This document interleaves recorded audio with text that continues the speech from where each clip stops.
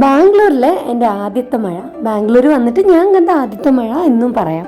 മഴ മലയാളിക്കൊരു വികാരം തന്നെയാണല്ലോ. കുടയൊന്നും എടുക്കാണ്ട് മഴയത്ത് വന്നതിനുള്ള ചെറിയ ആൻസൈറ്റി ഉണ്ടെങ്കിലും മഴ ഞാൻ ആവോളം ബസ്സിലിരുന്ന് ആസ്വദിക്കുന്നുണ്ട്. സംഭവം നമ്മുടെ നാട്ടിലേക്കാളും ചൂടൊക്കെ ഇവിടെ കുറവാണേലും ഒരു മഴയൊക്കെ ഞാൻ വെയിറ്റ് ചെയ്തിരിക്കുമായിരുന്നു.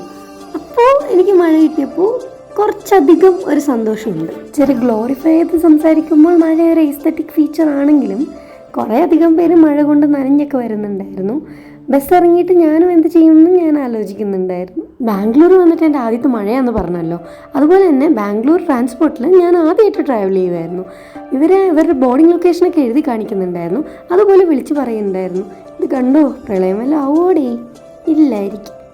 അങ്ങനെ ഓട്ടോയിൽ പോയാൽ അധികം ആസ്വദിക്കാൻ പറ്റാത്ത ഈ വ്യൂ ഞാൻ ചില്ലിട്ട ബസ്സിലിരുന്ന് നല്ലോണം ആസ്വദിച്ചു. എൻ്റെ സ്റ്റേയുടെ ലൊക്കേഷനെത്തി. ട്രിവാൻഡ്രത്തിന് ശേഷം ഏറ്റവും കൂടുതൽ ട്രാൻസ്പോർട്ട് ബസ് ഞാൻ കണ്ടിട്ടുള്ളത് ബാംഗ്ലൂരാണ് കേട്ടോ. ഒരു 2 കിലോമീറ്റർ അപ്പുറത്ത് വൻമഴയും ഇവിടെ ഡ്രൈ ലാൻഡുമായിട്ടിരിക്കുന്ന ബാംഗ്ലൂർ.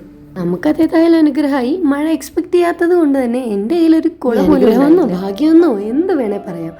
ഞാൻ PGയിൽ നിന്ന് ലിഫ്റ്റ് എടുത്ത് എൻ്റെ ഫ്ലോറിൽ ഇറങ്ങിയപ്പോൾ പുറത്തതേ അടിപൊളി മഴ സ്റ്റാർട്ട് ചെയ്ത് കഴിഞ്ഞു. എങ്ങനെ ഇരിക്കുന്നു? അങ്ങനെ ഏതായാലും എൻ്റെ ബാംഗ്ലൂരത്തെ ആദ്യത്തെ മഴ അടിപൊളിയായി ഇവൻറ്റ്ഫുള്ളായി ഞാൻ കണ്ടു. Anyway I was so happy today. അങ്ങനെ നമ്മുടെ എല്ലാ തുടക്കങ്ങളും അടിപൊളിയാവട്ടെ.